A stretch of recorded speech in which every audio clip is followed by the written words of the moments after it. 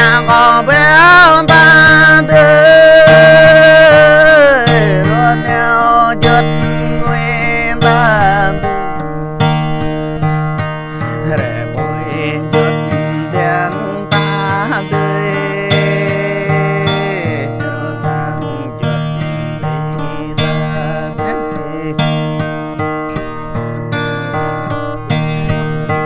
ai nam mơ ra cái giấc măng leo tươi nam mơ ra cái giấc măng ai nam mơ ra bài nhập ham mừng đơm tươi ăn có chỗ nhà này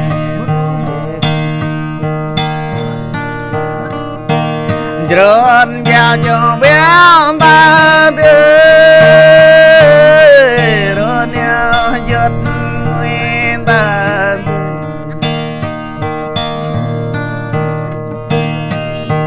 xa vượt này giờ ta bước mà bọn to lạ là bên cái dù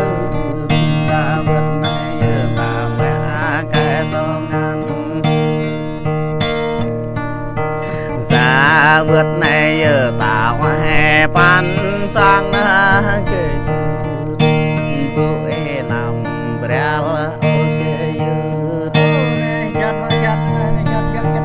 ôn ta e nằm bật ở họ bên cái giật rơ bật e nằm lao cái giật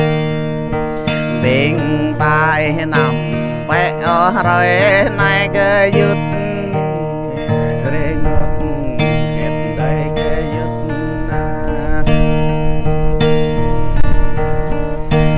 rơn nhà chờ béo ba tươi to neo giật người này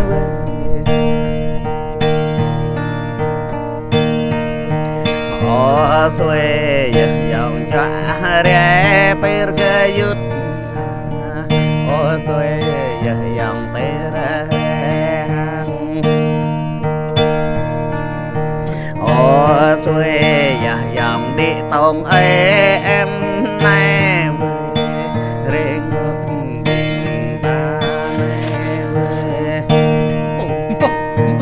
ta con ta rê ngứa rồi nói tươi ở cơn ta rồi anh dư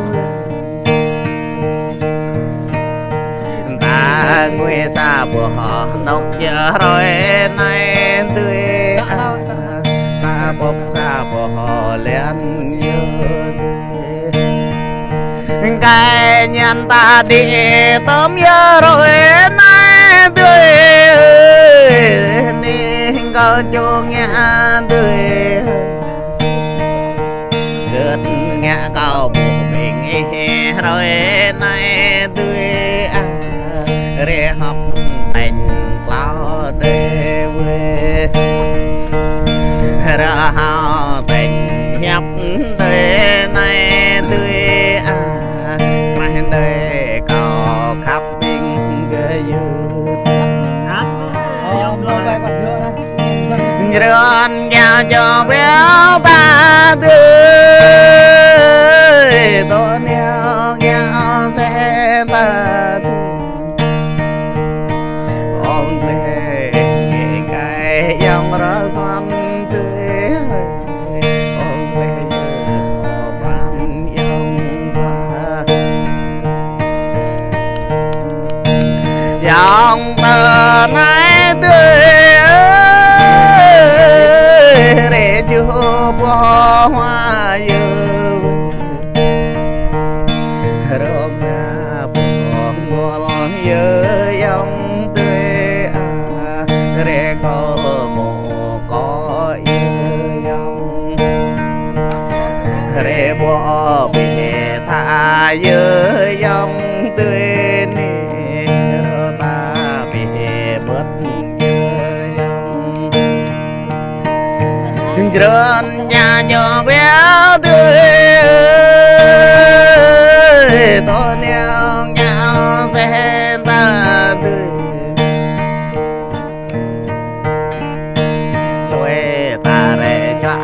bé tươi ôm ta nguy bé tươi ôn xuôi ta ép bé tươi chế trốn vẹn bài ta tươi chọn lệ vẹn rõ ta tươi để đó ta chuột đâm tươi khó chấm ta chuột để tươi rồi này ta chuột khôn tươi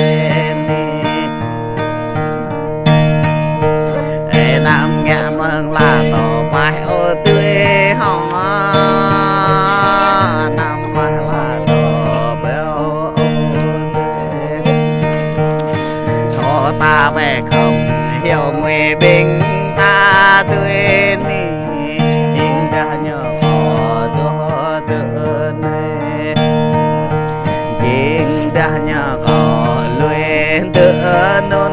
tươi họ của chữ e nằm dạ bé ô tươi bôi doa e glum luyện bé họ tươi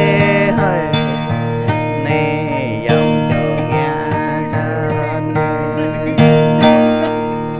thảo tổ bắn nhé họ vậy này là mặt đường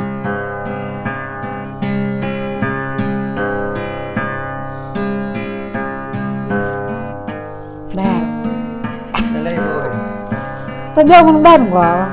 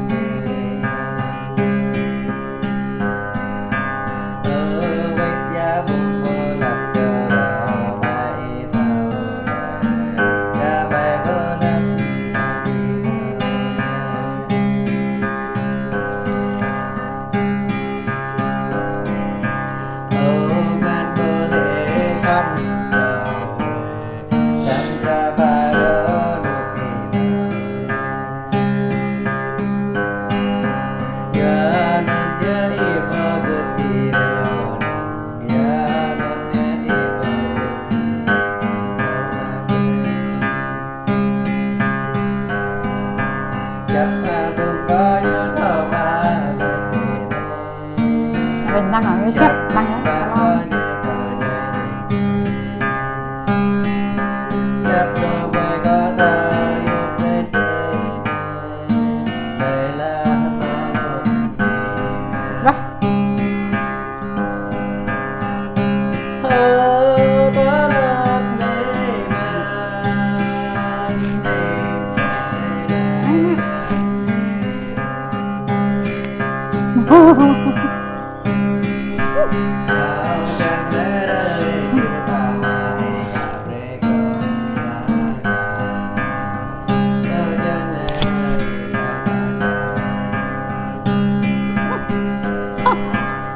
Vâng tò không đó.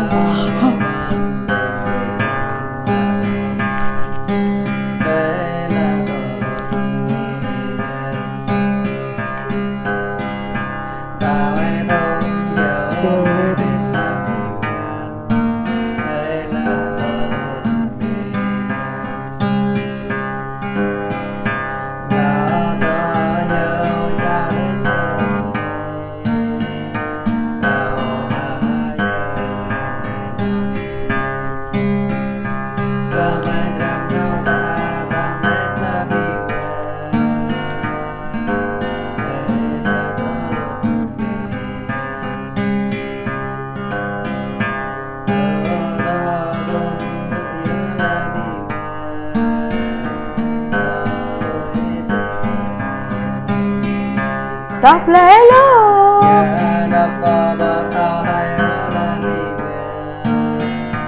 Nhớ bay có bờ thao lỡ nhạc bờ thao đúng mơ là đi về. Đi hơi gặp ngang vào đây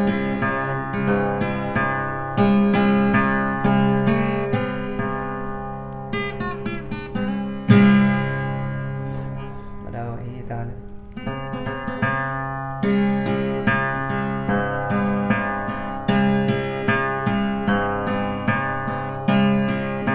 Bayang gitu.